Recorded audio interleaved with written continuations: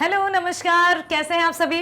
मैं Lali Verma magnet brains Hindi medium में आप सभी का बहुत बहुत स्वागत करती हूं, खास तौर से कक्षा 11वीं के होनहार विद्यार्थी। जी हां, आज मैं लेकर आई हूं आपकी पाठ्य पुस्तक दिगंत भाग 1 का पाठ 5 चलचित्र, जो कि लिखा है सत्यजीत राय जी ने। आशा करती हूं आपने प्रीवियस वीडियो देख लिया है, जिसमें आपको पता चल गया होगा कि चलचित्र क्या होते हैं। और आज हम करने वाले हैं इसी पाठ के प्रश्नोत्तर। तो मैं यहां पर आपसे बस यही कहूंगी कि मेरे साथ आपको शुरू से लेकर अंत तक बने रहना है, ताकि पाठ में जो भी हमने पढ़ा पता तो चले कि जो हमने पढ़ा वो हमें समझ आया है या नहीं। तो ये कैसे पता चलेगा? प्रश्नोत्तरों के साथ। तो आइए शुरू करते हैं। सबसे पहले हम चलेंगे पाठ्य पुस्तक के पहले प्रश्न की ओर।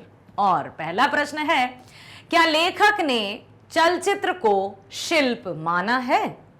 चलचित्र को शिल्प ना मानने वाले इस पर क्या आरोप लगाते हैं? बेटा प्रश्न क्या आया है?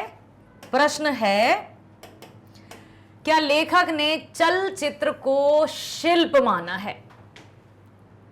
क्या उन्होंने, लेखक सत्यजीत राय जी ने चलचित्र को शिल्प माना है? दूसरा प्रश्न है, चलचित्र को शिल्प ना मानने वाले इस पर क्या आरोप लगाते हैं? ऐसा नहीं है कि, अच्छा एक और मैं आपको बात बता दूं, ऐसा कोई भी व्यक्ति नहीं है इस जगत में, इस दुनिया में, जिसका कोई विरोधी ना हो। सच में ये सत्य है, ये अटल कटु सत्य है कि ऐसा कोई व्यक्ति नहीं है जो सबके लिए चहीता हो, जिसके विरोध में कोई खड़ा ना हो। ऐसा कोई भी व्यक्ति नहीं है, चाहे बहुत अच्छा काम करे तब भी कोई ना कोई उसके विरोध में खड़ा रहता है। अब जैसे सत्यजीत राय जी ने माना कि चलचित्र एक शिल्प है, लेकिन कुछ लोगों का मानना था कि नहीं नहीं, चलचित्र शिल्प नहीं है, और इस पर उन्होंने कुछ आरोप भी लगाए हैं। तो देखिए, सबसे पहले हम जानते हैं कि चलचित्र शिल्प है या नहीं। तो चलचित्र शिल्प है या नहीं, इसे लेकर अलग अलग लोगों के अलग अलग विचार हैं। इसे शिल्प ना मानने वालों के अनुसार इसकी कोई निजी सत्ता नहीं है। क्या है? किसी ने माना है कि जो सामान्य लोग, या कुछ भी जो हो सकता है, फिल्म इंडस्ट्री से जुड़े ही लोग हों या सामान्य दर्शक हों या इन्हीं में से कोई एक, उनके अनुसार इसकी कोई निजी सत्ता ही नहीं है, ये तो दूसरों पर निर्भर है, इसलिए शिल्प नहीं है। तो इसे शिल्प ना मानने वालों के अनुसार इसकी कोई निजी सत्ता नहीं है। किसकी? चलचित्र की। किसकी नजरों में? जिन्होंने चलचित्र को शिल्प नहीं माना, उनके अनुसार चलचित्र की कोई अपनी सत्ता नहीं है, उसका कोई अपना वजूद नहीं है। ठीक है, ये 5 तरह के शिल्प साहित्य से मिश्रित एक पंचमेल बेढब वस्तु है। उनका कहने का क्या अर्थ है कि इसका अपना कोई अस्तित्व नहीं है, ये तो सिर्फ 5, ठीक है लिखा है ना यहाँ, 5 तरह के साहित्य शिल्पों से मिश्रित एक बेढब, पंचमेल बेढब वस्तु है। इसलिए इसमें अपना कुछ भी नहीं है, ये तो दूसरों को इकट्ठा करके या दूसरों के मिश्रण से बना है। यदि एक भी उसमें से कम हो जाएगा तो इसका कोई अस्तित्व नहीं। आया समझ में? ये किसने माना? जिन्होंने चलचित्र को शिल्प नहीं माना, ये उनका कहना है। परंतु विश्वविख्यात निर्माता निर्देशक सत्यजीत राय ने चलचित्र को शिल्प के अंतर्गत रखा है। अब विश्वविख्यात हैं, ठीक है, विश्वविख्यात हैं, निर्माता भी निर्देशक भी, नाम आपको पता ही है, सत्यजीत राय ने चलचित्र को शिल्प के अंतर्गत ही रखा है। सत्यजीत राय के अनुसार जिस प्रकार लेखक द्वारा कहानी की रचना होती है, उसी प्रकार फिल्म निर्माता के द्वारा बिंब और शब्द की। क्या कहा उन्होंने? कि जिस प्रकार लेखक द्वारा कहानी की रचना होती है, कोई भी लेखक है, चाहे कोई भी पाठ्य पुस्तक की कहानी हो या फिल्म की पटकथा हो, लेकिन उसको रचता कौन है? लेखक। तो जिस प्रकार लेखक द्वारा कहानी की रचना होती है ना, उसी प्रकार फिल्म निर्माता के द्वारा बिंब और शब्द की। जो फिल्म निर्माता है उसके द्वारा बिंब और शब्द की रचना से ही चलचित्र का निर्माण होता है। तो हर एक, जैसे अब हम अपने शरीर की बात करें तो शरीर हमारा अकेला है क्या? ये किसी से मिलकर नहीं बना है क्या? बना है ना। किन से? पांच तत्व है ना, धरती, आकाश, अग्नि, वायु, जल, इन सब से मिलकर हमारा शरीर बना है। तो ये उन्होंने यही कहा है कि जिस प्रकार किसी भी कहानी की रचना की जाती है लेखक के द्वारा, उसी प्रकार फिल्म निर्माता के द्वारा बिंब और शब्द की रचना होती है, और बिंब और शब्द ही होते हैं चलचित्र में। बिंब मतलब इमेज, ठीक है, और शब्द जो भी कथन है वो, इन दोनों के संयोग से, बिंब और शब्द के संयोग से क्या बनती है? इनको याद रखते जाना बेटा। बिंब और शब्द से मिलकर बनी भाषा। क्योंकि जब हम कुछ भी, कोई भी बात कहते हैं तो उसका एक अर्थ होता है ना, कि आज हमें बाजार जाना है, बाजार का चित्र भर आया। आज मैं बाजार जाकर अपने लिए कोई भी, जैसे कुछ नाम लेंगे तभी हम ये, यदि हम कहेंगे ना कुछ लेने जाना है तो सब कहेंगे क्या लेने जाना है, प्रश्न उपजता है ना। तो आज मैं बाजार जाऊंगा, अपने घर के लिए कुछ राशन पानी ले आऊंगा, तो क्लियर हो जाएगा, चलो भाई राशन पानी लेने जा रहे हैं। तो एक इमेज, एक बिंब किसके माध्यम से हुआ? शब्द के माध्यम से, ठीक है। तो इन दोनों के संयोग से जो भाषा बनती है, किसके संयोग से? बिंब और शब्द के। उसके प्रयोग में यदि कुशलता का अभाव रहे तो फिर अच्छी फिल्म नहीं बन सकती। यदि बिंब और शब्द में कुशलता की कमी रही तो अच्छी फिल्म बन ही नहीं सकती। क्यों? क्योंकि बिंब और शब्द के माध्यम से भाषा, भाषा के माध्यम से डायलॉग्स, ठीक है, और डायलॉग्स के माध्यम से दर्शकों तक पहुंचती है, और सुनकर देखकर दर्शक ये निर्णय लेते हैं कि फिल्म अच्छी है, हिट हुई या नहीं हुई। सुपर डुपर हिट भी हो जाती है, जैसे हम आपके हैं कौन, DDLJ, दिलवाले दुल्हनिया ले जाएंगे। ऐसी कितनी फिल्में रही हैं जो लगातार कई वर्षों तक सुपर डुपर हिट रही हैं, ठीक है। तो ये कैसे बनती है बेटा? यदि इनका सामंजस्य, तालमेल अच्छा है तो फिल्म बन जाती है, और यदि इनमें कुशलता का अभाव रहे तो फिल्म अच्छी नहीं बनती। इसलिए यह शिल्प भी है। उन्होंने यह भी कहा है कि सारी गड़बड़ी शिल्प शब्द के कारण हुई है, ठीक है। तो इसे शिल्प के बजाय भाषा कहना कहीं उचित है। अब कुछ लोगों ने कहा कि भाई शिल्प है या नहीं, तो शिल्प की जगह भाषा कह दो, तो किसी को कोई प्रश्न नहीं रहेगा, किसी को कोई कंफ्यूजन नहीं रहेगा। तो उन्होंने कहा है कि सारी गड़बड़ी शिल्प शब्द के कारण हुई है, इसे शिल्प की बजाय भाषा कहना कहीं उचित है। फिर उनके अनुसार यह ठीक है कि चलचित्र में विभिन्न शिल्प साहित्यों के लक्षण हैं, तथापि यह उन सब से भिन्न और विशिष्ट है, इसलिए इसको हम क्या कह सकते हैं? शिल्प। अब आया है दूसरा प्रश्न। दूसरा प्रश्न क्या है? चलचित्र एक भाषा है, यह किन दो चीजों के संयोग से बनती है? लेखक ने इस भाषा के प्रयोग में किस चीज की अपेक्षा रखी है और क्यों? अब देखो ध्यान से कि पूछा क्या गया है। चलचित्र एक भाषा है, क्योंकि अभी लेखक ने कहा ना कि इसको शिल्प ना कहकर इसको क्या कह दिया जाए? शिल्प की बजाय इसे क्या कह दिया जाए? भाषा। इसलिए अब इसी से संबंधित प्रश्न आ गया, इससे संबंधित प्रश्न आ गया। क्या आ गया प्रश्न ये आ गया कि चलचित्र एक भाषा है। अब उसको शिल्प नहीं लिखा है यहां, चलचित्र एक भाषा है, यह किन दो चीजों के संयोग से बनती है? लेखक ने इस भाषा के प्रयोग में किस चीज की अपेक्षा रखी है और क्यों? क्या दो चीजें रहती हैं जिनके संयोग से यह बनती है? हाँ बताओ। अभी हमने लिखा था यहां कि किस किस से बनती है ये? शब्द और बिंब से मिलकर भाषा बनी है। Yes, very good. तो बेटा ये चीजें आपको याद रखनी है, ठीक है। चलचित्र एक भाषा है, किन दो चीजों के संयोग से बनी, मतलब भाषा किससे बनी है? एक बिंब से, एक शब्द से। ये अभी हमने देखा था, अब देखते हैं उत्तर में क्या होगा, लेकिन प्रश्न के हिसाब से हमें यही लग रहा है। तो चलचित्र एक भाषा है, यह किन दो चीजों के संयोग से बनती है? लेखक ने इस भाषा के प्रयोग में किस चीज की अपेक्षा रखी है और क्यों? लेखक सत्यजीत राय के अनुसार चलचित्र एक भाषा है। यह भाषा जो कि हमने अभी भी कहा था वही है कि यह भाषा बिंब और शब्द, तो बिंब को यहां इमेज और शब्द को यहां ध्वनि, अंग्रेजी में जिसको साउंड कहते हैं, उससे बनी है। भाषा किससे बनी है? भाषा बनी है इमेज और साउंड। ठीक है, ये आपको समझ में आया? भाषा किससे बनी है? भाषा बनी है इमेज और साउंड से। तो सत्यजीत जी के अनुसार चलचित्र एक भाषा ही है। यह भाषा बिंब, शब्द या फिर शब्द को साउंड भी कहा है कि संयोग से बनती है। लेखक के अनुसार बिंब और ध्वनि के संयोजन में पर्याप्त कुशलता अपेक्षित है। इसके लिए रचयिता का व्याकरण पर पूर्ण अधिकार भी आवश्यक है। ठीक है, यदि जो रचयिता है, रचयिता तो जानते हो ना, लेखक जिसने एक कहानी लिखी है, उसकी कमांड व्याकरण पर बहुत अच्छी होनी चाहिए।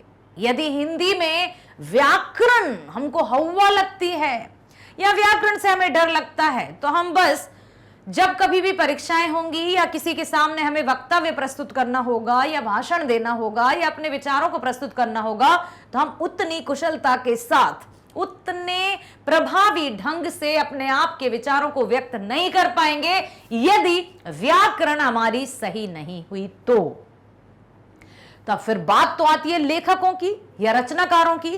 तो कोई भी रचनाकार है, पटकथा लेखक जो फिल्म के लिए लिख रहे हैं, पटकथा मतलब पर्दे के लिए कथा, तो उनकी व्याकरण का बहुत, मतलब उनमें व्याकरण की क्षमता, समझ बहुत आवश्यक है। यदि उनकी व्याकरण कमजोर हुई तो पटकथा नहीं चल पाएगी।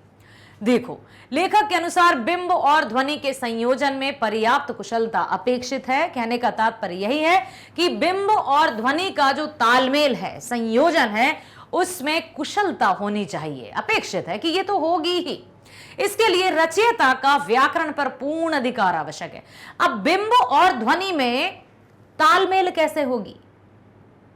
कैसे होगी? क्योंकि कोई भी कहानी अपने आप सामने आ जाती है क्या?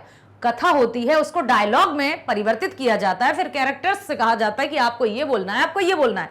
तो किसके माध्यम से? जो पटकथा लिखी, जो कहानी लिखी, यदि उसी में व्याकरणिक त्रुटियां हुई, व्याकरण की कुछ गलतियां हुई, तब फिर वो चलचित्र सही नहीं बन पाएगी, फिल्म सही नहीं बन पाएगा। ठीक है, तो इसके लिए रचयिता का व्याकरण पर पूर्ण अधिकार आवश्यक है। जब व्याकरण सही होगी तो बिंब और ध्वनि के संयोजन एकदम परफेक्ट होंगे ही, तभी फिल्म का कथ्य सशक्त रूप में व्यक्त हो सकता है, जबकि पटकथा एकदम सही लिखी हो। है ना अच्छी बात? ध्यान रखना। अगला प्रश्न है, चलचित्र में विभिन्न शिल्प साहित्यों के लक्षण किस प्रकार समाहित हैं? चलचित्र में विभिन्न शिल्प साहित्यों के लक्षण किस प्रकार समाहित हैं? विभिन्न शिल्प साहित्य के लक्षण किस में? चलचित्र में। तो क्या चलचित्र में विभिन्न शिल्प साहित्यों के लक्षण शामिल हैं? हाँ, अभी प्रश्न तो पूछा है कि किस प्रकार समाहित है, लेकिन क्या हमें यह पता है कि चलचित्र में विभिन्न शिल्प साहित्य भी समाहित होता है? हाँ भैया, सही सुन रहे हो आप। ठीक है, तो चलचित्र में विभिन्न शिल्प साहित्यों के लक्षण किस प्रकार हैं, आइए देखते हैं क्या है। चलचित्र एक ऐसा शिल्प है, अब तो समझ गए ना कि शिल्प को भाषा भी कहा जा सकता है, और भाषा किससे बनी है? बिंब और ध्वनि, शब्द, शब्द को साउंड भी कहा है। ठीक है, तो चलचित्र एक ऐसा शिल्प है, चलचित्र एक ऐसी भाषा है जिसके अंतर्गत विभिन्न शिल्प साहित्यों के लक्षण समाहित होते ही हैं। इसमें अब जैसे विभिन्न शिल्प साहित्य, कहने का तात्पर्य है कि जो नाटक हैं, कहानी है, उपन्यास हैं, तरह तरह के साहित्य जो है, क्या वो सब इसमें रहते हैं? आओ देखें। इसमें नाटक का द्वंद्व होता है, जैसे नाटक में नहीं, विरोधी एकदम, तुम ऐसे शत्रुता, तभी मजा आ जाता है, क्लाइमैक्स। फिल्म यदि बहुत सीधे सटीक तरीके से चलती जाए तो अरे यार बोरिंग है, कौन देखे, समझ रहे हो? और जहां कहीं उसमें मार धाड़, विलन, हीरो, ये वो कुछ ऐसी अप्रत्याशित घटना होती तो मजा आ जाए, अरे भैया चलो देखते हैं, बड़ी अच्छी धांसू फिल्म है, कब? जबकि लड़ाई होगी, विरोध होगा, तकरार होगी, मिलना होगा, बिछड़ना होगा, ये सब होगा तो सब कुछ चल जाएगा। यदि मिलना ही मिलना है, सब कुछ सही चल रहा है, फिल्म शुरू हुई, एंड हुई, कुछ भी गड़बड़ी नहीं, फिल्म नहीं चलेगी। क्योंकि लोगों का जो नजरिया है वो यही है कि कुछ तो मसाला हो जिसमें मजा आए। हैं? ऐसा सब कुछ सही है तो कुछ नहीं है, कुछ भी नहीं है, कहेंगे अरे मजा ही नहीं है उसमें। तो चलचित्र एक ऐसा शिल्प है जिसके अंतर्गत विभिन्न शिल्प साहित्यों के लक्षण समाहित होते हैं। इसमें नाटक का द्वंद्व, जैसे नाटक में द्वंद्व होते हैं ना कि एक दूसरे का शत्रु, उपन्यास का कथानक, जैसे उपन्यास होता है, नोबल होता है, वो एक बिंदु पर केंद्रित होता है, उसी के इर्द गिर्द सब घूमते हैं। एवं परिवेश वर्णन, तो उपन्यास का कथानक और परिवेश और वर्णन। कविता की भावमयता, जैसे कविता की मुख्य विशेषता क्या होती है? भाव, इमोशंस, रस होते हैं, उसमें अलंकार होते हैं। तो फिल्म में नाटक का द्वंद्व भी होगा, उपन्यास का कथानक, परिवेश, वर्णन, ये सब भी होगा, साथ ही साथ कविता का भाव भी होगा, इमोशंस भी होंगे, संगीत की गति होगी, छंद, पेंटिंग, सुलभ प्रकाश, छाया की व्यंजन, सारी वस्तुओं को चलचित्र में स्थान मिल चुका है। इसलिए हम ये कह सकते हैं कि हाँ, चलचित्र में विभिन्न शिल्प साहित्यों के लक्षण समाहित होते हैं। ऐसा नहीं है कि चलचित्र केवल उपन्यास पर आधारित हो, चलचित्र केवल एक कहानी पर हो, चलचित्र केवल एक ऐसा सिर्फ लिख दिया है कि उसमें सब कुछ है, तब कहीं जाकर मजा आता है, सबका बेस्ट जो है। जैसे उपन्यास में सबसे मुख्य क्या है? कथानक। नाटक में सबसे मुख्य है द्वंद्व। तो सभी साहित्यों का मुख्य चीजों को लेकर होती है चलचित्र का निर्माण। आया समझ में? ठीक है, बहुत बढ़िया। अगला है प्रश्न, चलचित्र निर्माण कार्य को मोटे तौर पर किन पर्यायों में विभक्त किया जाता है? प्रत्येक का संक्षिप्त परिचय दीजिए। क्या लिखा है? चलचित्र निर्माण कार्य को मोटे तौर पर किन पर्यायों में विभक्त किया जाता है? जो चलचित्र निर्माण है उसका जो कार्य है मोटे तौर पर किन पर्याय में, मतलब और क्या कह सकते हैं? पर्याय तो आपको समझते हैं, सिनोनिम्स टाइप। तो प्रत्येक का संक्षिप्त परिचय देना है हमको कि चलचित्र निर्माण में मोटे तौर पर किन किन पर्यायों का प्रयोग किया जाता है या किन पर्यायों में विभक्त किया जाता है। जैसे चलचित्र निर्माण कार्य को मोटे तौर पर 3 पर्यायों में विभक्त किया जाता है। ध्यान से सुनिएगा, ये जरूर पूछे जाते हैं परीक्षाओं में इस तरह के प्रश्न, क्योंकि जितना आसान हमें लग रहा था अरे कुछ नहीं है इस पार्ट में, फिल्म पर आधारित है, यूं धड़ाधड़ लिख कर आएंगे और अच्छे नंबर पाएंगे, तो इसमें आप देखो कितनी ऐसी बातें हैं जो हमें लगता था कि हमें पता है, लेकिन उनमें गहराई है, गहनता है, बारीकी है, सूक्ष्मता है। तब कहीं जाकर हम देख पा रहे हैं कि अच्छा तो चलचित्र ये है, चलचित्र वो है। अब चलचित्र में जो चलचित्र का कार्य है मोटे तौर पर 3 पर्यायों में विभाजित है। पहला पर्याय क्या है? पहला पर्याय है चलचित्र नाट्य रचना। चलचित्र की नाट्य रचना पहला पर्याय, ठीक है, कि उसकी नाट्य रचना कैसी है। दूसरा क्या है?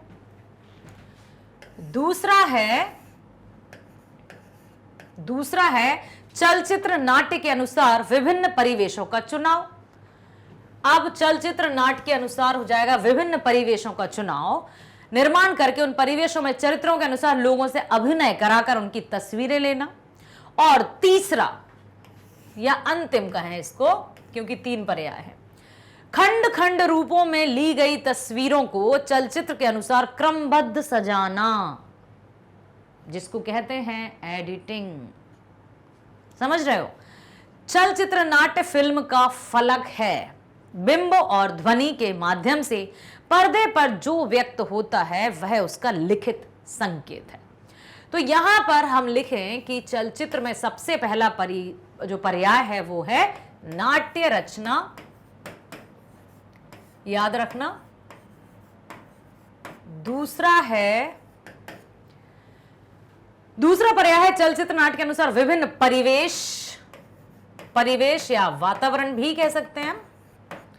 और तीसरा और अंतिम पर्याय है खंड खंड मतलब खंड खंड रूपों में खचाक खचाक तस्वीरें ले ली गई हैं और अब उन तस्वीरों को एडिट करके क्रमबद्ध तरीके से सजाना। तो यहां पर हो जाएगी एडिटिंग, ठीक है। यहां पर क्या हो जाएगी, इन सब की एडिटिंग, तस्वीरों की शूटिंग करना और इनके अनुसार उनकी एडिटिंग करना। तो यहां पर आ जाएगी एडिटिंग सॉरी एडिटिंग। तो ये हैं इसके 3 पर्याय, किसके, चलचित्र के। याद रखना, चलचित्र नाट्य फिल्म का फलक है और बिंब और ध्वनि के माध्यम से पर्दे पर जो व्यक्त होता है वही उसका लिखित संकेत है। अब देखो यहां पर कई बार आया है शॉर्ट्स शॉर्ट्स शॉर्ट्स। अब शॉर्ट्स क्या होते हैं, एक एक नंबर के प्रश्नों में पूछा जा सकता है, मल्टीपल चॉइस क्वेश्चंस में भी पूछा जा सकता है, ठीक है। शॉर्ट से संबंधित कुछ भी पूछा जा सकता है। तो अब देखो क्या होगा, फिल्म के अंतर्गत विभिन्न अंशों को एक ही दृष्टिकोण से ना दिखाकर तोड़ तोड़ कर विभिन्न दृष्टिकोण से दिखाया जाता है, इन्हीं खंडों को शॉर्ट्स कहते हैं। फिल्म के अंतर्गत जो विभिन्न अंश, जो भाग रहते हैं, उनको जैसे मान लो हीरो की एंट्री हो रही है, हीरोइन की एंट्री हो रही है, कुछ भी, आप फिल्म की एंट्री हुई, अब हीरो आ रहा है। जब भी हीरो की एंट्री होगी तो टॉक टॉक टॉक, कहीं उसके पैरों पैरों को दिखाएंगे, कहीं उसके साइड से दिखाएंगे, कहीं उसके ऊपर से, कहीं साइड से, तब जाकर बहुत देर बाद पता चलता है कि ओहो ये हीरो है। तो जो छोटे छोटे छोटे छोटे टुकड़ों में जो सीन या दृश्य फिल्माए जाते हैं उनको शॉर्ट्स कहते हैं। अलग अलग विभिन्न दृष्टिकोणों से, अलग अलग एंगल से, जैसे कोई है, ठीक है, तो अब यहां से कैमरा आया, फिर यहां पर कैमरा आया पीछे की तरफ से, फिर ऊपर की तरफ से, फिर पैरों को दिखाया। तो कई तरीके से उसको दिखाना। और जो कंटिन्यूशन में आपने देखा होगा कि फिल्म, और जैसे अमिताभ बच्चन जी की फिल्म याद करिए, जैसे कोई सी भी हो तो उनके दिखाए जाएंगे, पहले ऐसे ऐसे पैर पैर दिखाए जाएंगे, फिर मान लो यदि कूली है या जंजीर मूवी है तो फिर उनकी रस्सी कंधे पर टंगी दिखाई दे रही है। अभी अमिताभ जी का चेहरा नहीं दिखाया है, लेकिन धीरे धीरे ये शॉर्ट्स हैं, जो छोटे छोटे दृश्य लिए जाते हैं हर एक दृष्टिकोण से, उन्हें शॉर्ट्स कहते हैं, ठीक है बेटा। फिल्म के अंतर्गत विभिन्न अंशों को एक ही दृष्टिकोण से ना दिखाकर तोड़ ताड़ कर विभिन्न दृष्टिकोणों से दिखाया जाता है, इन्हीं खंडों को शॉर्ट्स कहते हैं। बस आया समझ में।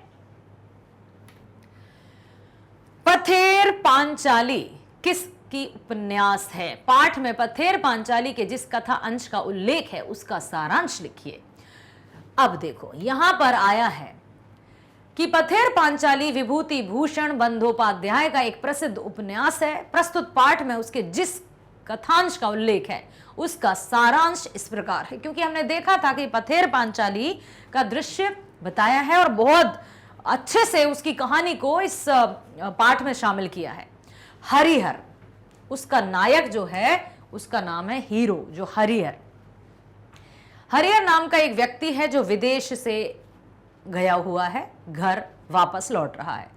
विदेश गया था, अब उसके गांव या उसके घर वापस आ रहा है। स्वदेश के स्टेशन पर उतरने के बाद पैदल ही वह इधर उधर ध्यान दिए बिना बड़ी तीव्रता से अपने घर पहुंचता है। विदेश गया था और स्वदेश मतलब जब अपने देश लौट रहा है तो वो स्टेशन पर आया और अब उसको बस घर जाने की जल्दी है, अपने बच्चों से, अपने बीवी बच्चों या यूं कहें कि अपने परिवार को देखने की उत्सुकता मन में है। तो वो यहां वहां देख ही नहीं रहा, सीधे अपने घर की ओर बढ़ता जा रहा है और तीव्रता से अपने घर पहुंच गया।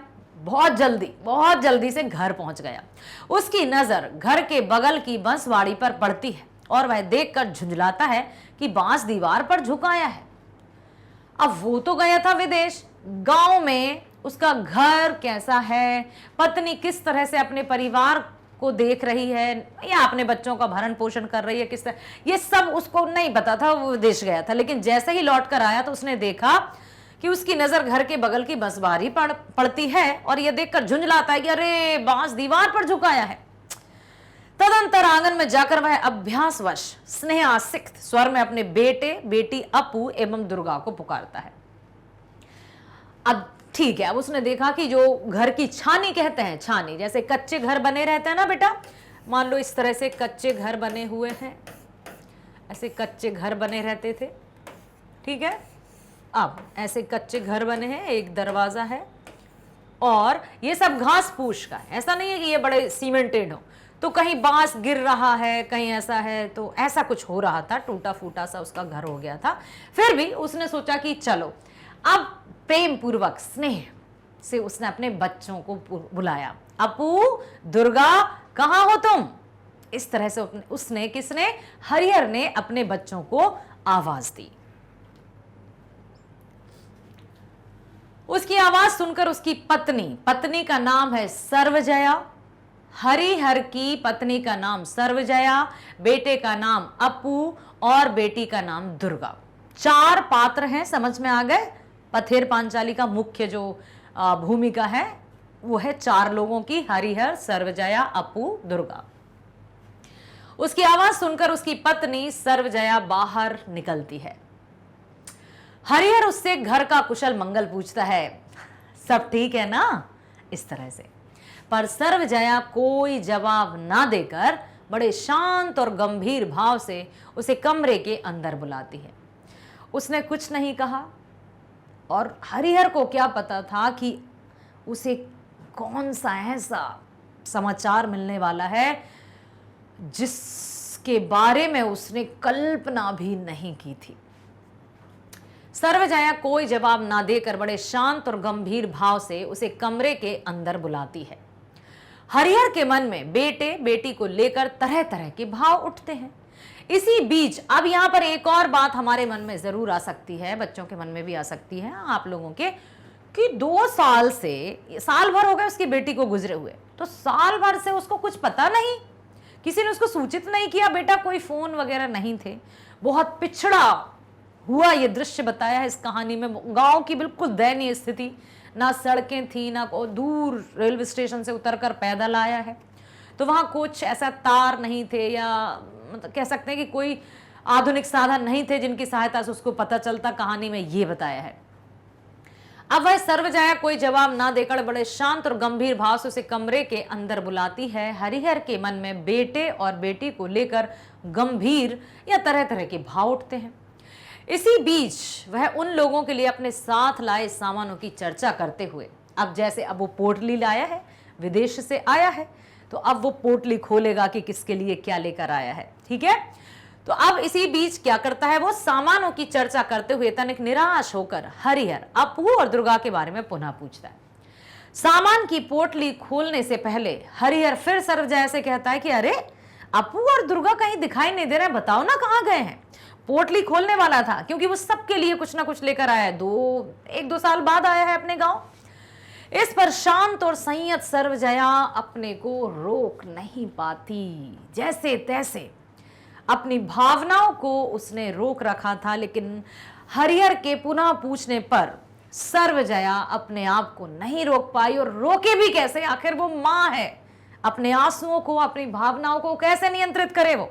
तो इस पर शांत और संयत सर्वजया अपने आप को रोक नहीं पाती और पुत्री दुर्गा के दिवंगत होने का शोक समाचार हरिहर को, यानी उसके दुर्गा के पिता को सुनाती है।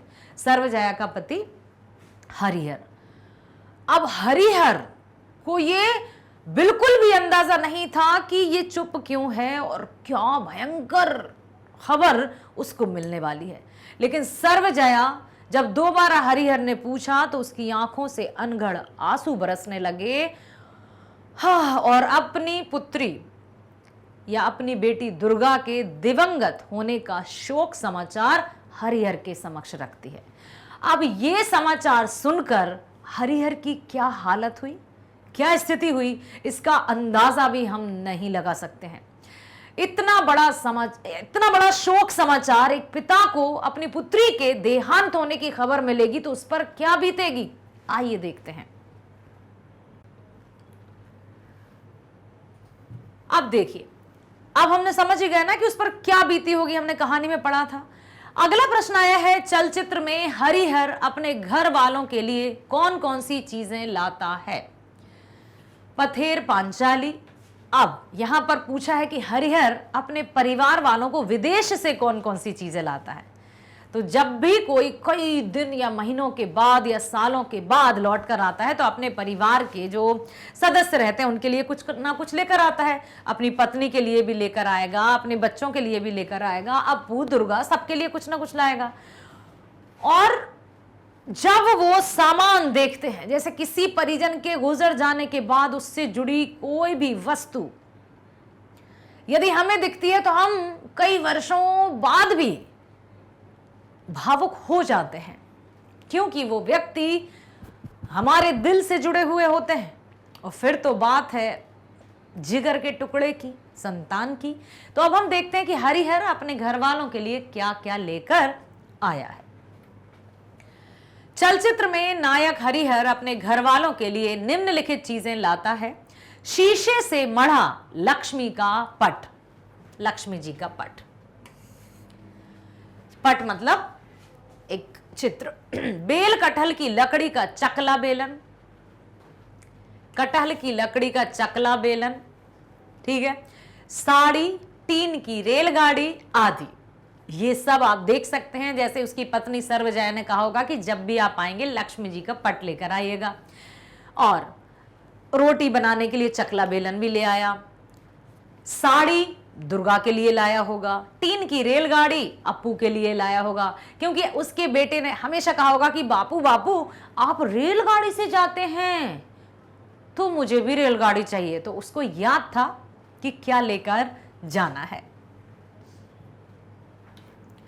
दुर्गा की मृत्यु किस कारण से हुई?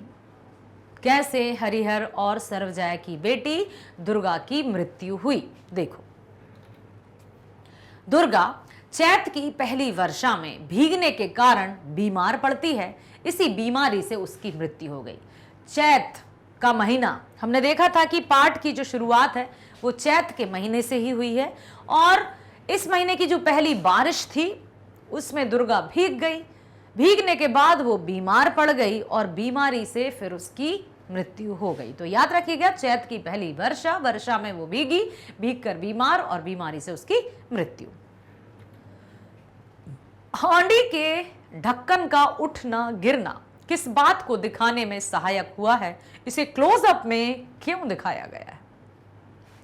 हांडी, चूल्हा, चूल्हा तो आपने देखा ही होगा। एक कोशिश करती हूं मैं, कुछ जैसे ये रहा चूल्हा, इस पर चढ़ी है हांडी, हांडी में है चावल, ऐसा रहता ना, इस पे आग जल रही है। ठीक, अब हांडी है, आग जल रही है, अब उस पर जो ढक्कन रखा है, चावल रखे हैं, चावल पक रहे हैं, ढक्कन उठता है, गिरता है, बबल्स, मतलब या यूं कहें कि उफान आ रहा है चावलों में।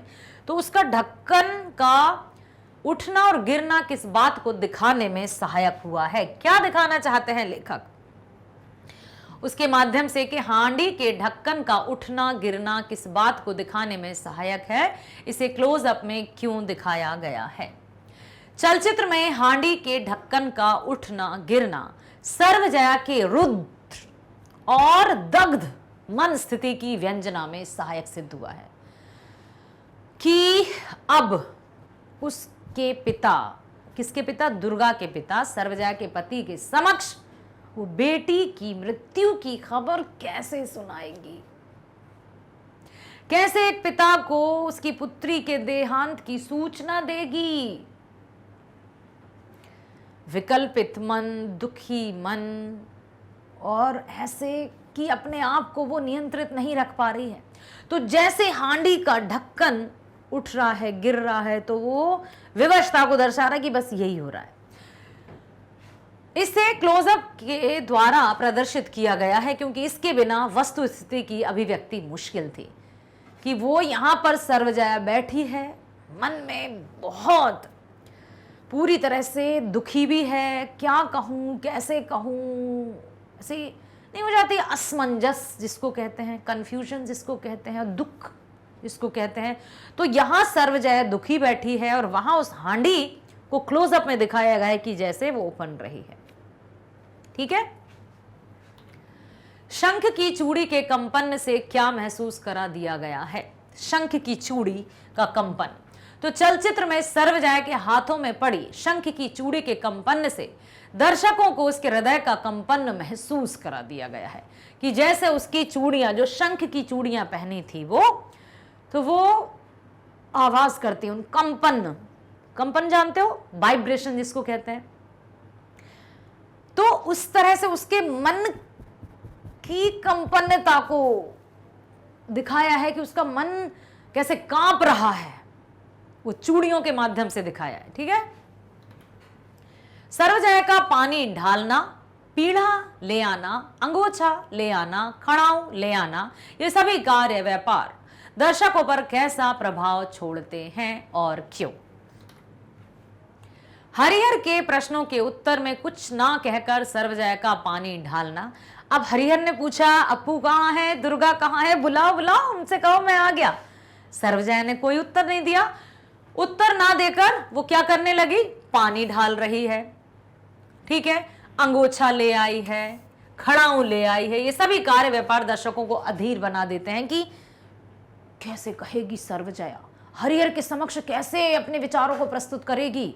तो दर्शक एक्साइटेड, उतावले हो जाते हैं, दुखी में कि बेचारी कैसे। और उधर हरिहर के मन की व्यथा भी कि जब हरिहर सुनेगा तो उसको कैसा महसूस होगा, ये भी दर्शक जानना चाहते हैं।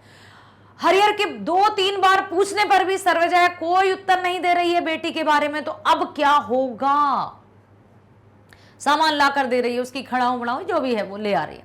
ये सभी कार्य व्यापार दर्शकों को अधीर बना देते हैं, इम्पेशेंस, कि पता नहीं कब और कैसे हरिहर को हृदय विदारक समाचार मालूम होगा, कैसे हरिहर को पता चलेगा, कैसे बताएगी सर्वजया बेटी की मृत्यु के बारे में। दर्शक अधीर हो जाते हैं। ऐसी अधीरता और बेचैनी इसीलिए होती है कि दर्शक दुर्गा की मृत्यु की मर्मांतक घटना के बारे में जानते हैं, क्योंकि दर्शकों को पता है, सब बता दिया है कहानी में। लेकिन हरिहर अर्थात दुर्गा के पिता को नहीं पता कि उसकी बेटी की मृत्यु हो चुकी है, जबकि हरिहर अनजान है और वह लगातार उसी के बारे में पूछ रहा है। अब दर्शक अधीर की कैसे बताएगी सर्वजया, कैसे कहेगी, और जब वो कहेगी तो हरिहर का क्या होगा, कैसी प्रतिक्रिया होगी, इन सब से बताना चाहते हैं। अब है सर्वजया की रुलाई की आवाज का अंकन किस तरह किया गया है और इसमें क्या सावधानी रखी गई है। अब सर्वजया बहुत दुखी है और सोच सोच कर परेशान है कि वो कैसे कहेगी, क्या कहेगी। पथेर पांचाली फिल्म के कुशल निर्देशक सत्यजीत राय ने सर्वजया की रुलाई की आवाज का अंकन तार शहनाई के तार सप्तक में पददीप राग से करुण स्वर की अभियोजना द्वारा किया गया है। तार सप्तक, वो भी शहनाई की आवाज, करुण स्वर, शोक, उसके द्वारा किया है।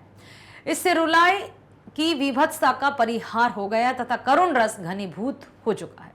इस शॉट में सावधानी पूर्वक, देखो इस शॉट में क्या है, सावधानी पूर्वक संगीत के अतिरिक्त और किसी भी प्रकार की आवाज का प्रयोग नहीं किया है। अब जो रुलाई की भयंकरता थी उसको भी दिखाया है, क्या होगा, कैसा होगा, ये शहनाई की धुन के माध्यम से दर्शकों तक ये बात पहुंची। अगला है, सत्यजीत राय ने चलचित्र को भाषा कहा है। बिंब और शब्द से भाषा बनी। उन्होंने कहा कि शिल्प का प्रयोग ना किया जाए, क्योंकि चलचित्र को शिल्प कहा है तो बहुत कंफ्यूजन हुआ है, तरह तरह के लोग तरह तरह के विचार उत्पन्न करते हैं। तो उन्होंने साफ तौर पर कह दिया कि इसको शिल्प ना कहकर भाषा कह दिया जाए। तो सत्यजीत राय ने चलचित्र को क्या कहा बेटा, चलचित्र को उन्होंने कहा भाषा। क्या आप ऐसा मानते हैं? क्या स्वयं सत्यजीत राय भाषा के अनुरूप बिंब, इमेज और शब्द, साउंड का संयोजन चलचित्र के निर्देशन में कर पाए हैं? अपना मत दीजिए। अब उन्होंने मान तो लिया कि चलचित्र शब्द या साउंड नहीं है, या फिर इमेज और शब्द नहीं है, या यूं कहें हम कि बिंब और साउंड नहीं है। तो क्या उन्होंने चलचित्र में जब भी निर्देशन किया या जब भी चलचित्रों का निर्माण किया, तो क्या वे इस बात को प्रस्तुत कर पाए हैं जो उन्होंने कहा है? कहते हैं ना, जैसी कथनी वही करनी। तो जो उनकी कथनी थी क्या वैसा ही उन्होंने किया है? आइए देखते हैं।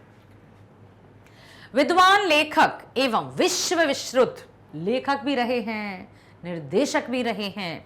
विश्व विश्रुत बेटा, सिर्फ भारत की बात नहीं, विश्व प्रसिद्ध विद्वान लेखक एवं विश्व विश्रुत निर्माता निर्देशक सत्यजीत राय ने चलचित्र की कला एवं तकनीक पर विचार करते हुए स्पष्टता इसे भाषा माना है। यद्यपि भाषा की वैज्ञानिक परिभाषा के आधार पर भले ही इस बात को लेकर कुछ आपत्तियां उठें, परंतु भाषा के उद्देश्य और प्रयोजन की दृष्टि से चलचित्र को भाषा मानने में कुछ खास हर्ज नहीं है।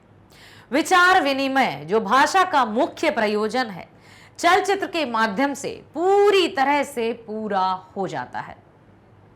अतएव इसे भाषा मानना युक्ति युक्त है। यह भाषा बिंब और शब्द के संयोजन से बनती है। क्या है बेटा कि लेखक ने, यदि इस बात से हम देखें कि हाँ, भाषा की वैज्ञानिक परिभाषा के आधार पर भले इस बात को लेकर आपत्ति उठेगी, भाषा की परिभाषा तो ये है, वैज्ञानिक मत ये है, लेकिन भाषा के उद्देश्य और प्रयोजन की दृष्टि से चलचित्र को भाषा मानने में कोई खास हर्ज नहीं है, क्योंकि विचार विनिमय जो भाषा का मुख्य प्रयोजन है, कि हम कहते हैं कि भाषा क्या है, हमेशा हम यही कहते हैं कि भाई विचार विनिमय का साधन या विचार विनिमय का माध्यम भाषा है, अपने विचारों को एक दूसरे तक पहुंचाने का माध्यम भाषा है, एक दूसरे के विचारों को समझने का माध्यम भाषा है। हम कहते हैं चलचित्र के माध्यम से पूरी तरह पूरा होता है, क्योंकि चलचित्र में भी तो यही है ना, डायलॉग्स के माध्यम से, भाषा के माध्यम से ही तो विचारों का आदान प्रदान होता है। तो यदि चलचित्र को भाषा माना जाए तो यह सही है। अतएव इसे भाषा मानना युक्ति युक्त है। यह भाषा बिंब और शब्द के संयोजन से बनती है। जहां तक सत्यजीत राय द्वारा चलचित्र के निर्देशन में भाषा के अनुरूप बिंब और शब्द के संयोजन का प्रश्न है, तो इसके उत्तर में कहा जा सकता है कि इस कार्य में उन्होंने भरसक दक्षता एवं निपुणता का परिचय दिया है। तभी तो उनके द्वारा निर्देशित फिल्मों का कथ्य पूर्णतः स्पष्ट रूप में अभिव्यक्त हो सका है।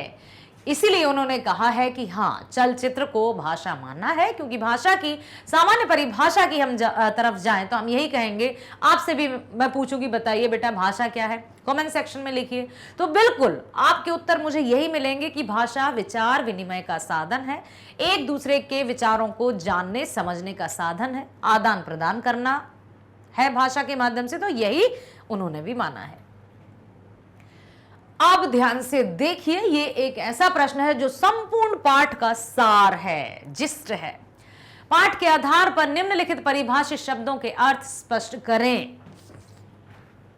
एडिटिंग क्या है, शॉर्ट्स क्या है, लॉन्ग शॉर्ट्स क्या है, मिड शॉट क्या है, क्लोजअप क्या है, टिल्टिंग क्या है, फॉरवर्ड क्या है, पेनिंग क्या है, डिसॉल्व क्या है, फेड आउट क्या है, शूटिंग क्या है, पार्श्व संगीत क्या है, ट्रक बैक क्या है, ट्रक फॉरवर्ड क्या है। इतने सारे शब्दों के समावेश से एक चलचित्र का निर्माण होता है। ये जो शब्द आपको यहां दिखाई दे रहे हैं, ये चलचित्र में शामिल होते हैं। अब शामिल हैं तो हमें पता तो होना चाहिए कि ये हैं क्या। जैसे हमारा शरीर देखा जाए तो हाथ, पैर, आंख, कान, नाक, मुंह, ये सब है, हमें पता है ना हाथ का कार्य क्या है, मुंह, जीभ, जो 5 सेंस ऑर्गन्स हैं, ज्ञानेंद्रियां, उनका कार्य भी हमें पता है। तो हमें ये पता तो हो कि इनका कार्य क्या है चलचित्र में। तो अब सुनो ध्यान से, एक एक जैसे एडिटिंग हम देखेंगे, एडिटिंग किसे कहते हैं, शॉर्ट्स किसे कहते हैं, लॉन्ग शॉर्ट्स किसे कहते हैं, ये सब कुछ। सबसे पहले आया है एडिटिंग। तो नाट्य रचना के अनुसार विभिन्न परिवेशों का चुनाव करके उन परिवेशों में चरित्रों के अनुसार लोगों से अभिनय कराकर ली गई भिन्न भिन्न तस्वीरों को चलचित्र के अनुसार क्रमबद्ध सजाना ही एडिटिंग कहलाता है। नाट्य रचना के अनुसार विभिन्न परिवेशों का चुनाव करके, जैसे अब शूटिंग करना है नदी किनारे, तो अब नदी पर जाएंगे, थोड़ा सा वहां ले लिया। अब किसी बस की यात्रा का, बस में खचाखच बस भरी और वहां का सीन लेना हो तो थोड़ी देर वहां जाएंगे, फिर थोड़ा सा शॉट ले लिया। अब मंदिर की घंटी बजाते हुए पूजा अर्चना करते हुए, या मस्जिद में नमाज पढ़ते हुए, बहुत अलग अलग भिन्न भिन्न स्थानों का, परिवेश का, वातावरण का छोटे छोटे छोटे छोटे रिकॉर्ड कर लिए, सीन ले लिए, दृश्य ले लिए। अब उनको जोड़कर क्रमबद्ध तरीके से जो कहानी की मांग है, जो स्टोरी की डिमांड है, उसके अनुसार उनकी एडिटिंग की गई क्रमबद्धता के साथ। वही है एडिटिंग कि तरह तरह के शॉट्स, छोटे छोटे दृश्यों को फिल्माकर, तरह तरह के वातावरण परिवेश में छोटे छोटे दृश्यों को फिल्माकर एक क्रमबद्धता के आधार पर एक दृश्य तैयार करना ही एडिटिंग कहलाता है। अब शॉट्स, फिल्म के अधिकतर अंश को एक ही दृष्टिकोण से ना दिखाकर जो अलग अलग खंडों में दिखाया जाता है उन्हें शॉट्स कहते हैं। शॉट्स किन्हें कहते हैं? शॉट्स जैसे कोई भी सीन है, मंदिर में कोई जा रहा है तो पीछे का दिखा दिया, आते हुए दिखाई दिया, साइड से दिखाया, पूजा थाली लेकर आ रहे हैं या जो भी है, ठीक है। तो ये सब विभिन्न विभिन्न तरह तरह के एंगल से, दृष्टिकोणों से जो चित्र लिए जाते हैं उनको शॉट्स कहते हैं। अब है लॉन्ग शॉट, दूर के दृश्यों को दूरी तक दिखाना लॉन्ग शॉट्स कहलाता है। जैसे हरिहर आ रहा था कहानी में, याद कीजिए, जब हरिहर आ रहा था तो दूर से उस सीन को लिया था कि हरिहर अपने गांव की तरफ आ रहा है। लॉन्ग शॉट्स, दूर के दृश्यों को दूरी तक दिखाना लॉन्ग शॉट्स कहलाता है। मिड शॉट, आदमी के सिर से पैर तक की तस्वीर, सिर से लेकर पैर तक, मतलब फुल, जब व्यक्ति पूरा दिखाई दे रहा है उसको मिड शॉट कहते हैं। उसकी तस्वीर, पूरा तस्वीर जब दिखेगी एक व्यक्ति की, एक पर्सन की, तो उसको मिड शॉट कहलाता है। क्लोजअप, सिर से लेकर कमर तक, तो क्लोजअप किसे कहते हैं? सिर से लेकर कमर तक यदि कोई व्यक्ति दिखाई दे रहा है तो वो क्लोजअप है। टिल्टिंग, कैमरे की दृष्टि को ऊपर नीचे घुमाने की व्यवस्था टिल्टिंग कहती है। ऊपर नीचे, थोड़ा टेढ़ा, आड़ा, तिरछा, यानी कि टिल्ट है, थोड़ा तिरछा है, थोड़ा आड़ा है, वही टिल्टिंग है। फॉरवर्ड, दृश्य उपस्थित पात्रों के भाव भंगिमा के अनुसार कैमरे का फोकस बदलना फॉरवर्ड कहलाता है। दृश्य उपस्थित पात्रों के भाव भंगिमा के अनुसार कैमरे का फोकस बदलना फॉरवर्ड कहलाता है। पेनिंग, एक बार और देखो, फॉरवर्ड, दृश्य उपस्थित पात्रों की भाव भंगी का, अब जैसे भाव भंगिमा है, जैसे एक्सप्रेशंस है, उसके अनुसार फोकस बदलना, कभी बढ़ा दिया, कभी दूर कर दिया, कभी साइड से लिया, तो ये सब कहलाता है फॉरवर्ड। पेनिंग, कैमरे की दृष्टि को अगल बगल घुमाने की व्यवस्था को, कैमरे की दृष्टि को अगल बगल घुमाने की व्यवस्था को कहते हैं पेनिंग। डिसॉल्व, डिसॉल्व में पहले के शॉट और बाद के शॉट के बीच समय अंतराल की स्थिति आती है। पहले का शॉट और दूसरा, जैसे कोई झुक रहा है, एक शॉट लिया, अब दूसरा शॉट लिया उठते हुए, तो वो जो स्थिति है वो आ जाती है डिसॉल्व में। फेड आउट, फेड आउट का अर्थ है पूर्ण विराम, अर्थात किसी एक शॉट की समाप्ति। एक शॉट लिया, कट, शॉट कंप्लीट। शूटिंग, चलचित्र की नाट्य रचना के अनुसार विभिन्न परिवेशों का चुनाव या निर्माण करके उन परिवेशों में चरित्रों के अनुरूप लोगों से अभिनय कराकर उनकी तस्वीरें खींचना शूटिंग कहलाता है। पार्श्व संगीत, पार्श्व संगीत से तात्पर्य है वह संगीत जो दृश्य के अंतर्गत आयोजित दिखाई पड़े किंतु वह जारी रहता है, जैसे दिखाई नहीं पड़ता है। प्लेबैक सिंगर, पार्श्व गायिका दिखाई नहीं दे रही है, आवाज सिर्फ आ रही है। तो क्या दिया है? वह संगीत जो दृश्य के अंतर्गत दिखाई नहीं देगा लेकिन सुनाई तो रहेगा और दर्शक या श्रोता को सुनाई पड़ता है, जारी रहता है। इसे नेपथ्य संगीत के रूप में भी समझा या जाना जाता है। नेपथ्य किसे कहते हैं? मंच के पीछे का वह स्थान जहां साज सज्जा की जाती है, अर्थात प्लेबैक, बैक पीछे से आवाज देना, पीछे से डायलॉग्स चल रहे हैं या पीछे से कोई गा रहा है और हीरो हीरोइन दिखाई दे रहे हैं, हमें आवाज तो किसी और की है। ट्रक बैक, कैमरे के द्वारा दृश्य के पूर्व की स्थिति दिखलाने को ट्रक बैक कहते हैं। ट्रक फॉरवर्ड, चल रहे दृश्य के साथ एकाएक आगे की बाद की स्थिति दिखलाने को ट्रक फॉरवर्ड कहते हैं। चल रहे दृश्य का एकाएक अचानक से आगे की और बाद की स्थिति दिखाना, जैसे सीन चल रहा है लेकिन तुरंत बाद की सीन को दिखा दिया, तुरंत कहीं आगे के सीन को दिखा दिया, तो वो ट्रक फॉरवर्ड होता है।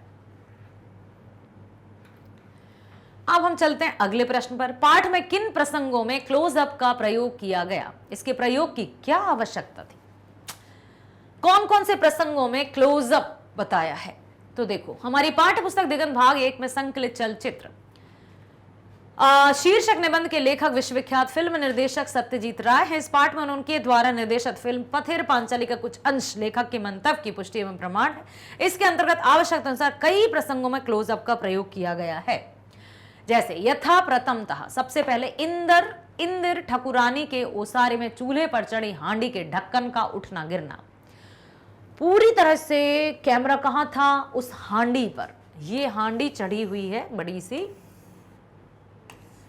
ठीक है, उस पर एक ढक्कन रखा हुआ है और उस ढक्कन का उठना चावलों का ऐसा, ठीक है, तो वो उठ रहा है, गिर रहा है।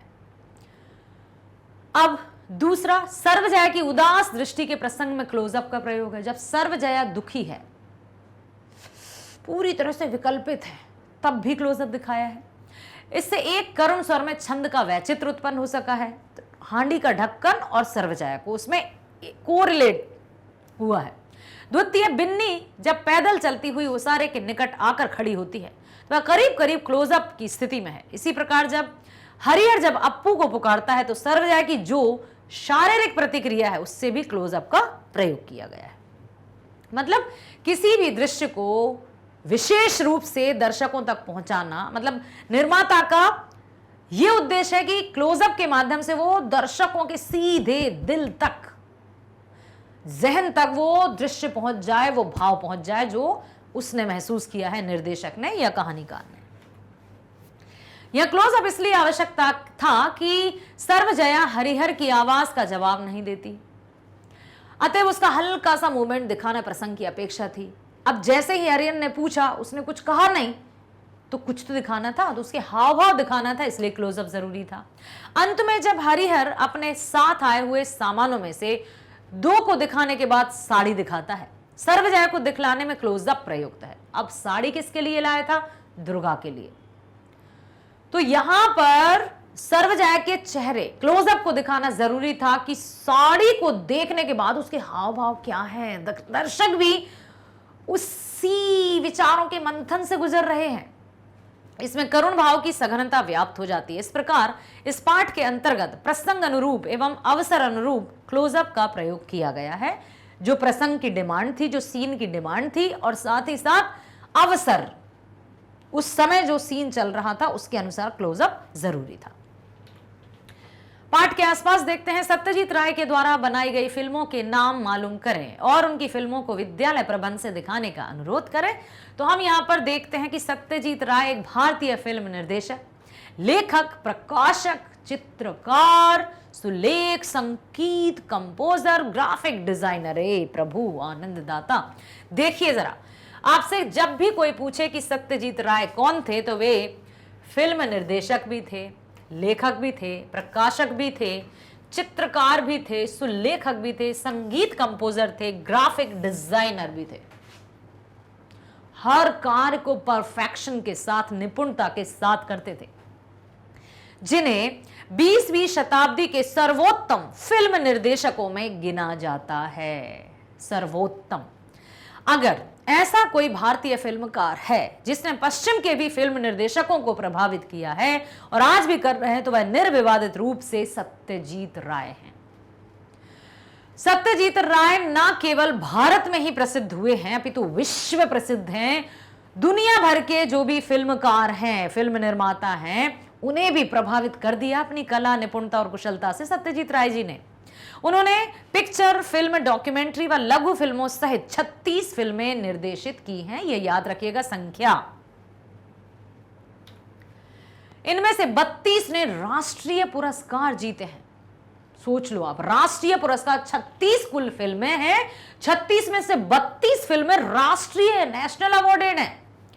6 पुरस्कार सर्वश्रेष्ठ निर्देशक के थे, जिनके निर्देशन में बनी।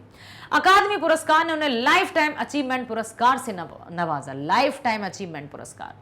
उन्हें 1992 में देश का सर्वोच्च नागरिक सम्मान भारत रत्न भी प्राप्त हुआ। भारत रत्न सत्यजीत राय, याद रखिएगा। सत्यजीत राय के बारे में जानकारी इकट्ठी करें तो देखो, आप देखिए ध्यान से कि सत्यजीत राय भारत रत्न पुरस्कार से सम्मानित प्रथम फिल्म निर्माता। यदि फिल्मी दुनिया में हम देखें तो सबसे पहला भारत का जो सर्वोच्च सम्मान है वो फिल्म निर्माता, निर्देशक, लेखक, कंपोजर, ग्राफिक डिजाइनर सत्यजीत राय को ही प्राप्त हुआ। कब? सन 1992 में। सत्यजीत राय एक प्रसिद्ध भारतीय फिल्म निर्देशक थे जिन्हें 20वीं शताब्दी के सर्वोत्तम फिल्म निर्देशकों में गिना जाता है, उच्च कोटि के। लेकिन लेखक और साहित्यकार के रूप में भी उन्होंने उल्लेखनीय ख्याति अर्जित की है। सत्यजीत राय फिल्म निर्माण से संबंधित कई काम खुद ही करते थे।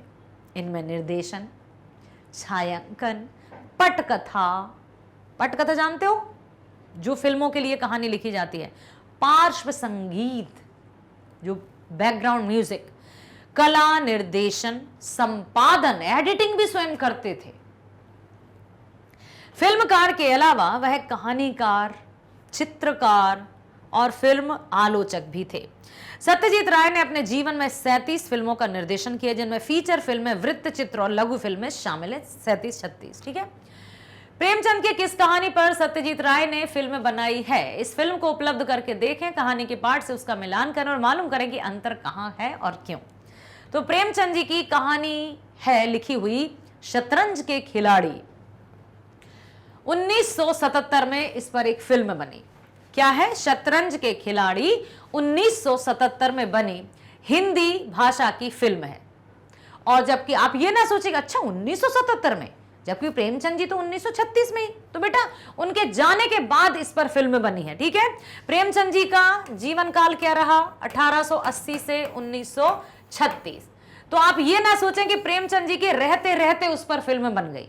प्रेमचंद जी की कहानी है शतरंज के खिलाड़ी, उस पर फिल्म बनी सन 1977 में, जो कि सत्यजीत राय जी ने बनाई। क्लियर है? शतरंज के खिलाड़ी 1977 में बनी हिंदी भाषा की फिल्म है। इसी नाम से प्रेमचंद द्वारा लिखी गई कहानी पर आधारित इस फिल्म के निर्देशक थे प्रसिद्ध बांग्ला फिल्मकार सत्यजीत राय। इसकी कहानी 1853 के अवध नवाब वाजिद अली शाह के 2 अमीरों के इर्द गिर्द घूमती है। ये दोनों खिलाड़ी शतरंज खेलने में इतने व्यस्त रहते हैं कि उन्हें अपने शासन तथा परिवार की भी फिक्र नहीं रहती। ऐसा लगता है जैसे कि ये सिर्फ, या यूं कहें कि कुछ लोग नहीं होते कि जब सब कुछ उन्हें मिल रहा है, शान शौकत, इज्जत, दौलत, शोहरत सब है, तो वो लापरवाह हो जाते हैं ना, ऐसे ही ये थे। कौन? 1853 के अवध नवाब वाजिद अली शाह। ठीक है, वाजिद अली शाह, जो एकदम प्रजा के प्रति, कर्म के प्रति पूरी तरह से लापरवाह हो गए थे और अपने इस खेल में, शतरंज में ही लगे रहते थे। राज में क्या हो रहा है, पैसे खर्च कहां जा रहे हैं, कौन क्या कर रहा है, कोई सरोकार नहीं रखते थे। अवध के वाजिद अली, इनसे संबंधित एक और था ना, इनके भतीजे थे। कौन? वजीर अली। वजीर अली एक प्रसिद्ध देशभक्त भी कहे जाते हैं। तो वही थे ये ऐसे लापरवाह नवाब, जिनके हाथ में नवाबी तो थी लेकिन मस्तिष्क में बुद्धि नहीं थी। तो उसी पर आधारित शतरंज के खिलाड़ी की रचना की थी प्रेमचंद जी ने, और इस कहानी पर फिल्म बनाई सत्यजीत राय जी ने। ये दोनों खिलाड़ी शतरंज खेलने में इतने व्यस्त रहते थे कि उन्हें अपने शासन तथा परिवार की भी फिक्र नहीं रहती थी। दिन रात 24 घंटे बस इसी में लगे रहते थे, शतरंज खेल में। काम के प्रति लापरवाही लोगों को कैसे मतलब बना देती है, निकम्मा कह सकते हैं हम। तो यही दिखाया था इस फिल्म में। ठीक है। अब हम चलते हैं भाषा की बात। निम्नलिखित शब्दों का वचन पहचानें और उनका वचन परिवर्तित करें। वचन क्या होता है? 7 वचन, बहुवचन, स्त्रीलिंग, पुल्लिंग, ऐसा कुछ। एक वचन और बहुवचन, जिसको अंग्रेजी में कहते हैं सिंगुलर और प्लूरल। शब्द वचन परिवर्तित रूप। अब है सीढ़ी कैसा है? एक सीढ़ियां वचन है, बहुवचन परिवर्तित रूप है सीढ़ी। ठीक है। अब ये सीढ़ियां हैं, वो कैसा है? बहुवचन है ना? हाँ, उसका परिवर्तित रूप सीढ़ी होगा एक वचन में। कलाइयों, तो ये भी बहुवचन है, इसका कलाई हो जाएगा, देखेंगे हम। ये भी बहुवचन है, इसका कलाई हो जाएगा। चीजें, ये भी बहुवचन है, इसका चीज हो जाएगा। धोती, ये तो एक वचन है, धोतियां, ये बहुवचन हो जाएंगी। साड़ी एक वचन है, परिवर्तित रूप साड़ियां हो जाएगी, तस्वीरें ये बहुवचन है, तस्वीर हो जाएगा परिवर्तित रूप। गहराई एक वचन है, गहराइयां परिवर्तित रूप। टोकरी एक वचन, टोकरियां परिवर्तित रूप। निम्नलिखित शब्दों के प्रत्यय बताएं। प्रत्यय मतलब उपसर्ग और प्रत्यय जानते हैं बेटा। उपसर्ग वे शब्दांश जो मूल शब्द के पहले या पूर्व में लगकर एक नए शब्द का निर्माण करते हैं, और प्रत्यय वे शब्दांश जो किसी मूल शब्द के बाद में, अंत में, पीछे लगकर एक नए शब्द का निर्माण करते हैं। तो यहां पर क्या है? प्रत्यय मतलब बाद में। चित्रत्व, तो यहां बताइए चित्रत्व में प्रत्यय क्या होगा? तो इसका प्रत्यय होगा त्व। ठीक है। निश्चिंतता, निश्चिंत रहिए, सिर्फ लगा क्या है? ता। सार्थक, सार्थक, सार्थक, तो यहां हो जाएगा अक। स्वाभाविक इक, आंगिक इक, विभत्सता ता, अवहेलना ना। निम्नलिखित वाक्यों से कोष्टक में दिए गए निर्देश के अनुरूप पद चुनें। सर्वजया साड़ी को कसकर पकड़ती है, कर्म कारक। तो देखो साड़ी को, कर्म कारक क्या है? क्योंकि कर्ता ने कर्म को, कर्म में किसकी आता है प्रयोग? को। तो यहां पर हमने चुन लिया कि भाई ये साड़ी को है। दूसरा, सर्वजया रोती हुई फर्श पर लेट जाती है। अब हमें क्रिया ढूंढना है, तो क्रिया क्या है इसमें? सर्वजया रोती हुई फर्श पर लेट जाती है, तो वहां आ जाएगा लेट जाती है। चैत की प्रथम वर्षा में भीगने के कारण दुर्गा बीमार पड़ती है। विशेषण छांटना है, तो चैत की प्रथम वर्षा में भीगने के कारण दुर्गा बीमार पड़ती है, तो प्रथम और बीमार। सर्वजया बिना कुछ बोले सीढ़ी की ओर बढ़ जाती है। संज्ञा है तो सर्वजया ही होगा और सीढ़ी होगा। उसके गले की आवाज सुनकर सर्वजया कमरे से बाहर निकल कर आई। संयुक्त क्रिया ढूंढना है, तो उसके गले की आवाज सुनकर सर्वजया कमरे से बाहर निकल कर आई।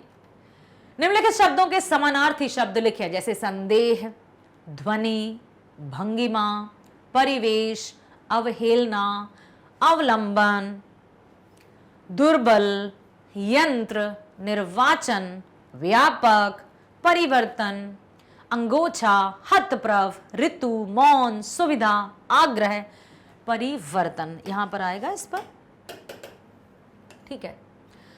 अब ये सब उपलब्धि, प्रारंभ, तस्वीर। तो अब देखो संदेह देखना है हमें, शंका या शक, डाउट जिसको कहते हैं, ध्वनि, स्वर, आवाज, शब्द, भंगिमा, मुद्रा, परिवेश, वातावरण, अवहेलना, अनादर या उपेक्षा। अब है शब्द, समानार्थी शब्द, अवलंबन।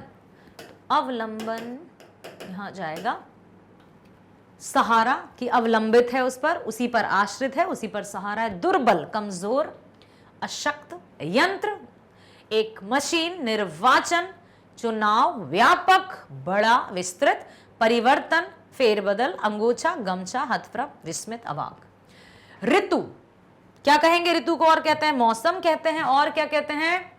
देखिए, मौन, मूक, निशब्द। सुविधा, सहूलियत, आग्रह, प्रार्थना, अनुरोध, निवेदन, उपलब्धि, प्राप्ति, प्रारंभ, शुरुआत, तस्वीर, चित्र। तो मेरे प्यारे बच्चों, आशा करती हूं आपने बहुत ध्यानपूर्वक सुना है और हर एक प्रश्न का अर्थ जानकर उसके उत्तर को समझा है। जिस तरह से हम प्रश्न को पढ़ते हैं और समझते हैं, तो उसका उत्तर हमारे मस्तिष्क में निर्मित हो जाता है। और वो कब होता है? जबकि हम पहला वीडियो अर्थात पाठ की जो कथा है उसको ध्यानपूर्वक सुन लें, कहानी को समझ लें, तो प्रश्नों के उत्तरों का निर्माण कर सकते हैं। और अभ्यास करेंगे तो बड़े अच्छे से हम उसका परिणाम भी ला सकते हैं। तो बने रहिए मेरे साथ मैग्नेट ब्रेन्स हिंदी मीडियम पर। मिलते हैं अगले वीडियो में। स्वस्थ रहिए, खुश रहिए। Bye bye. Thank you so much.